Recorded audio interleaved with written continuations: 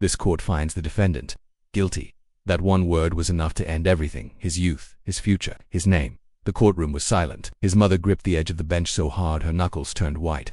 His father stared ahead, where face unreadable, and the boy, just 16 years old, stood frozen as the judge said the words no child should ever hear. Sentenced to 25 years to life, for a crime he didn't commit. His name was Cameron Brooks, an honors student, track athlete, part-time library assistant.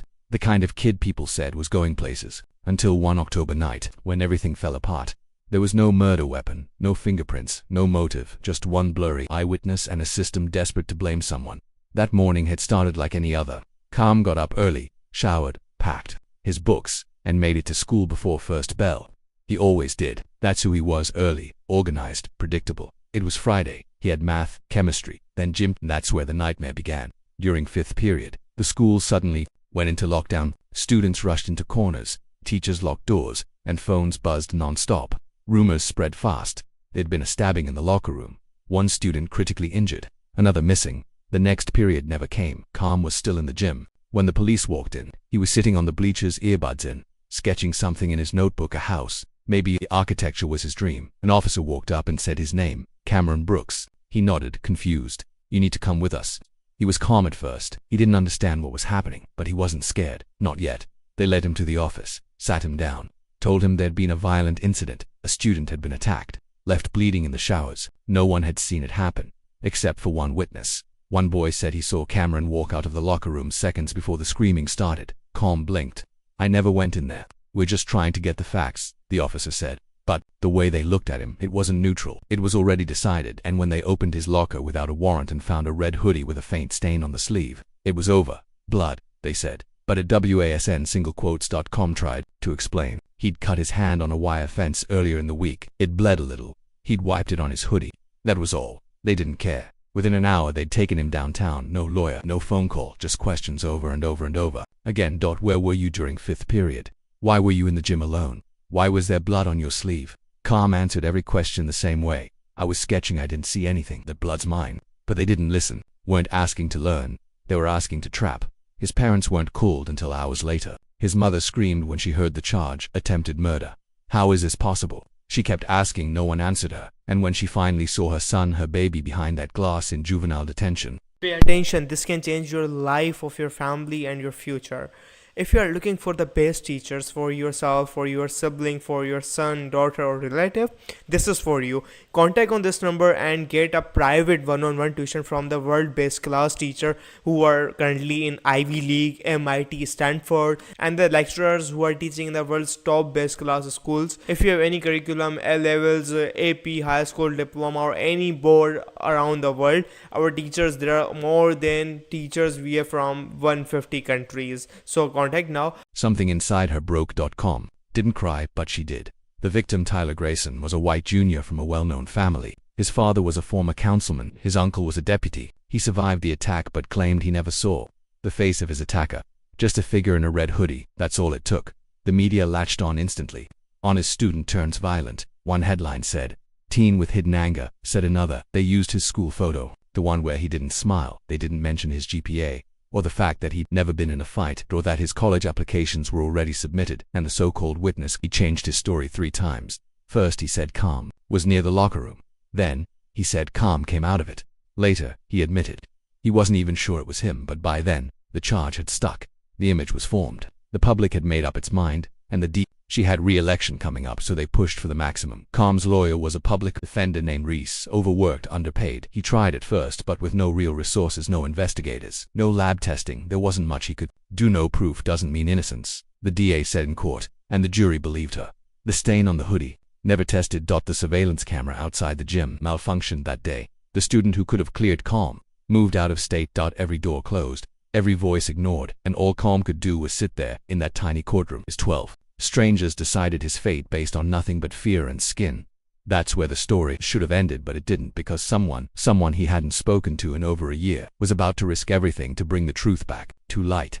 The letter showed up 3 days after the sentencing. It was short, no return address, just 5 words written in shaky, rushed handwriting. "Com didn't do this. Help." Miss Olivia Ramirez almost threw it away. She thought it was some mistake, some kid playing games, but then she saw the signature at the bottom. See there. were only a few people who ever called her Miss O, and only one whose name started with C. Cameron Tate. He'd graduated the year before.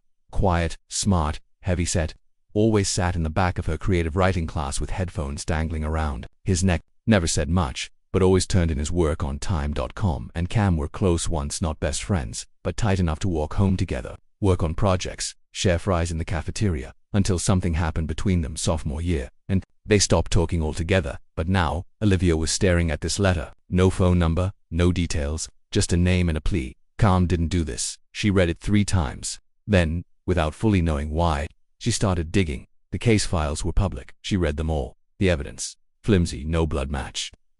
Weapon recovered. No confession. The entire case hinged on circumstantial behavior and the red hoodie, something literally 20 other students owned. And yet somehow, a 16-year-old was sentenced to spend half his life behind bars. It didn't sit right.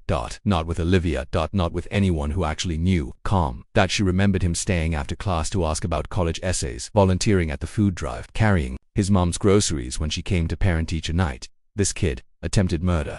She didn't buy it, not for a second, so she called every number she had. Old students, former teachers, even reached out to someone on Reddit who said they went to school with Cam. Most people said the same thing. Yeah, I don't think he did it, but no one wanted to say it on record. Too risky, too messy. Only one person said they were willing to talk. It was Leon, the janitor. He remembered that day clearly. He saw Cam sitting in the gym during the 5th period lockdown sketching something on paper, earbuds in, just like always. He'd even walked past him to mop up a water spill. He knew Cam hadn't gone near the locker room, but no one had ever asked him. Not once. Miss Olivia asked, "Would you say that on record?" Leon hesitated.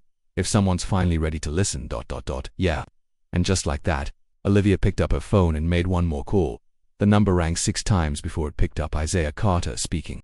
Isaiah had once been Olivia's brightest student, graduated 5 years ago, went to Howard on a journalism scholarship.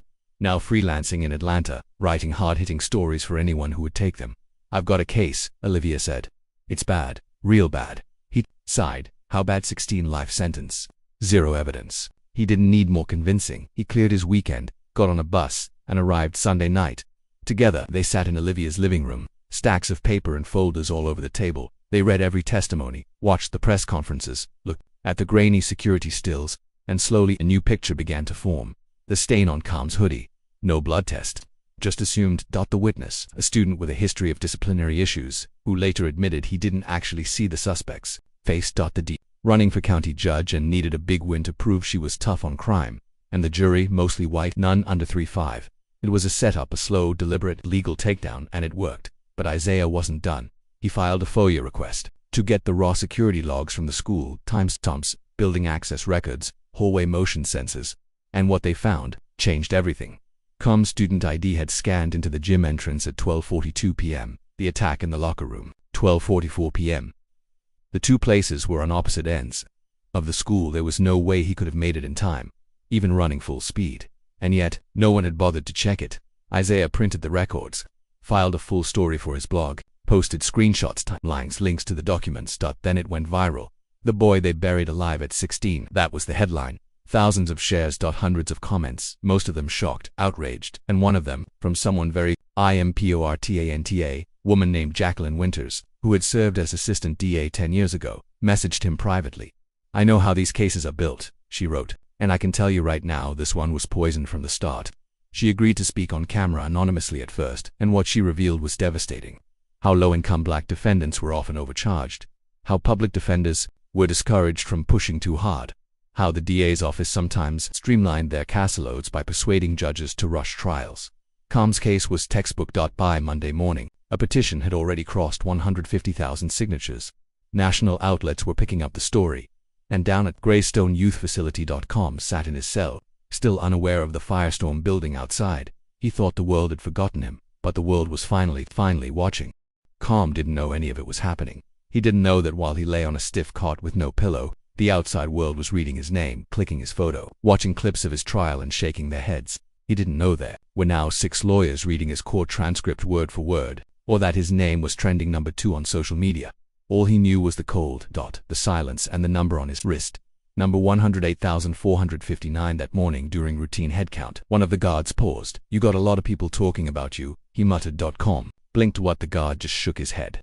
"Internet stuff, some blog. Don't get your hopes up." And just like that, The conversation was over, but Calm couldn't stop thinking about it. People talking about me. Back in town, Isaiah and Olivia were running on adrenaline and black coffee. The blog post had exploded. Now, Isaiah was being invited to speak on podcasts. Olivia was giving interviews to local news outlets. And new information was flooding in faster than they could process. One email stood out. A former student named Derek Ross. Senior, class of 2021. He said he saw everything. I was there that day, the email read. Right before lockdown, I saw someone leave the locker room, but it wasn't Calm. Isaiah called him immediately. Derek sounded scared, nervous, but clear. I didn't say anything before, cause I didn't want trouble, but I remember what I saw. It wasn't him. He agreed to give a statement, and that was the breakthrough they needed. A new lawyer stepped in, Danielle Price, civil rights attorney, known for taking impossible cases.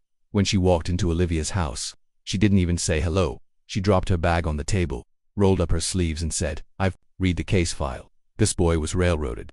Let's burn this thing down. She filed an official motion to reopen the case based on new eyewitness testimony and flawed trial procedures. At the same time, Isaiah released a second blog post, longer, deeper, more devastating. It included Calm's ID scan, logs, times, a side-by-side of the locker room versus gym layout, and Derek's sworn statement. And it ended with one sentence in bold. You cannot read this and still believe he's guilty. That's when the pressure started first.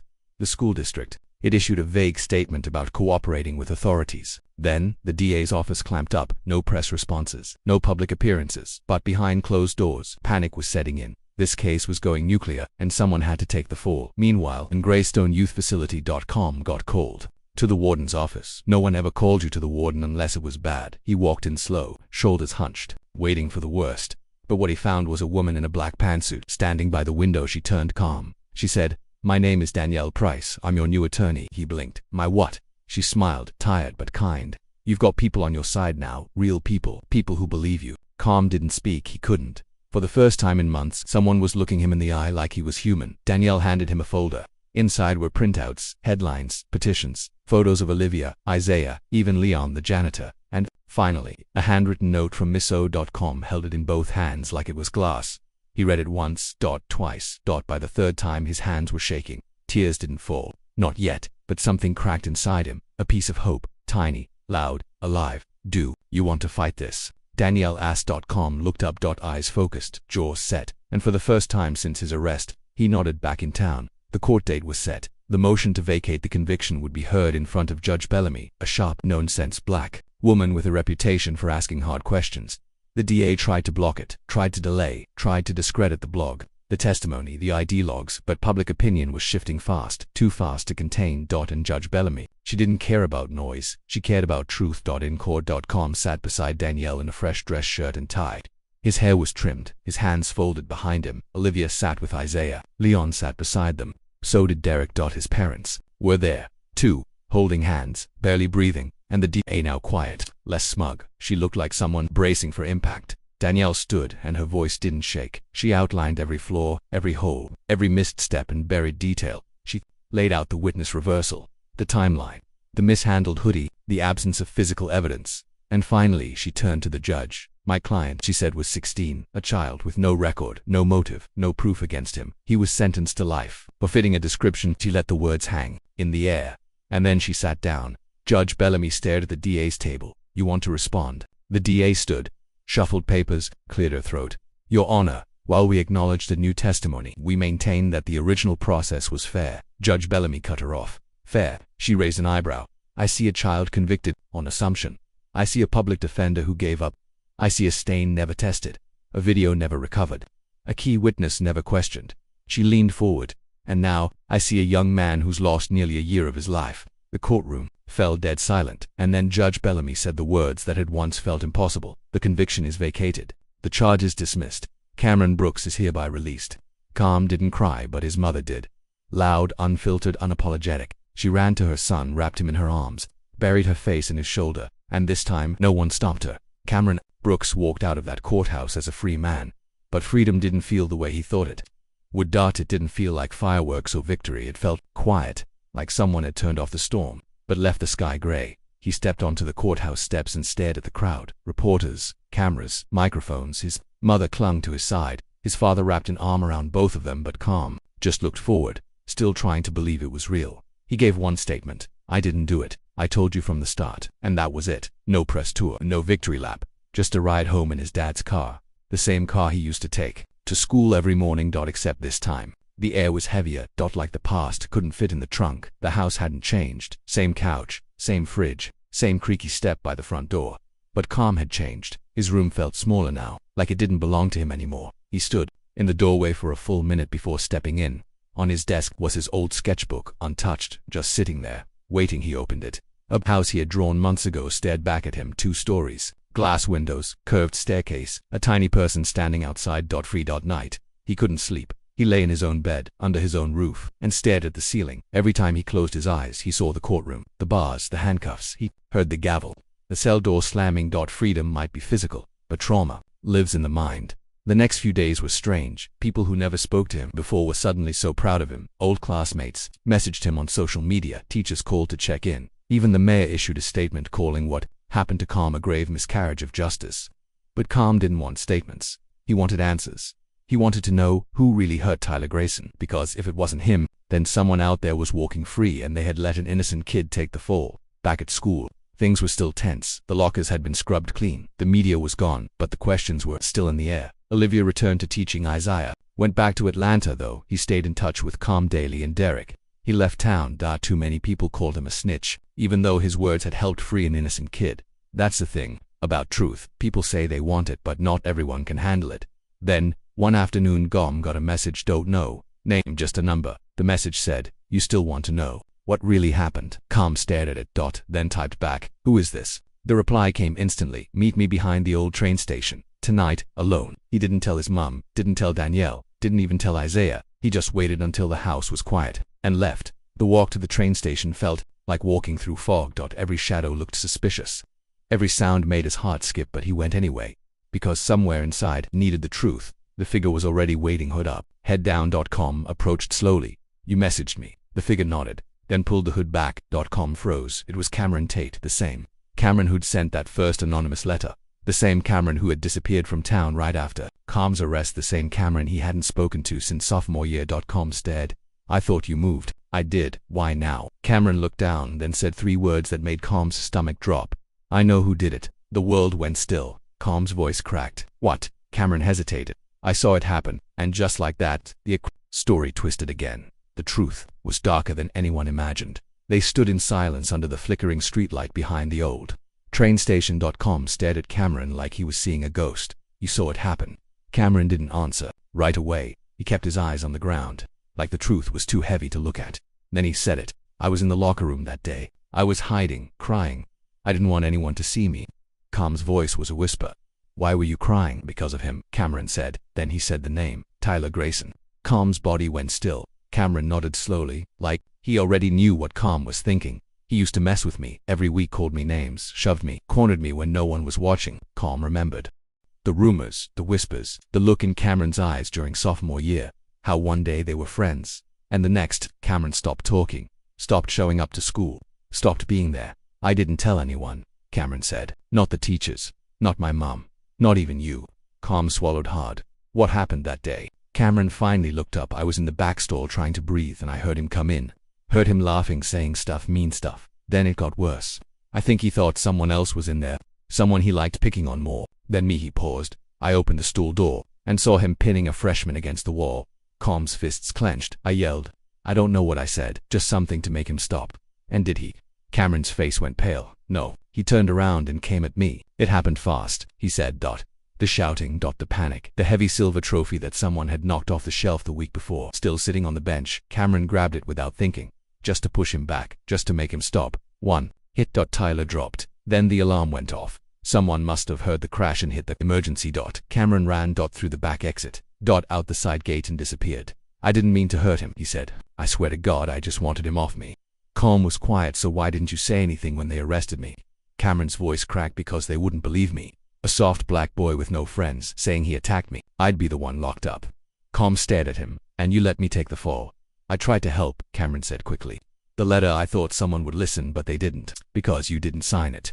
Cameron didn't argue. He couldn't. Calm looked away. "I lost a year of my life. I know my mom cried herself to sleep for 300 days. I know I thought about dying, Cam. I thought about ending it." Silence. Then Calm stepped forward, and for a second, just a second, it looked like he might swing, but instead, he walked past him, and said, "Go to the police or I will." Cameron didn't show up the next day or the day after. He left town again, disappeared into silence, and Calm went back to trying to live, but it wasn't easy. He couldn't go back with the school right away. Too many stares, too many questions. He got his GED instead, quietly, online. Started drawing again, houses, skylines, bridges, things that wouldn't collapse when built right. Olivia checked in every week. Danielle helped him file for wrongful conviction compensation, which the state tried to deny. Isaiah published a follow-up, exonerated, but not healed. 6 months passed. Then, one morning, Calm's mom handed him a letter. No return address. Inside was a typed confession. Signed: Cameron J. Tate. He turned it over.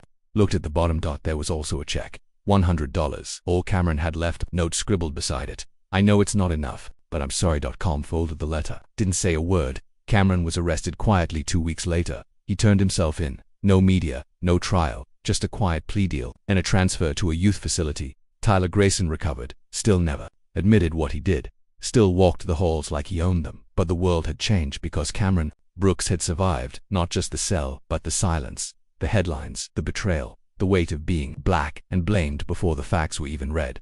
People ask Calm now what he learned. He always says the same thing. Don't ever let the world tell you who you are, especially when it hasn't asked you. And sometimes, when the sun's out and the air is quiet, he sits at his desk, sketching blueprints, windows, stairs, freedom.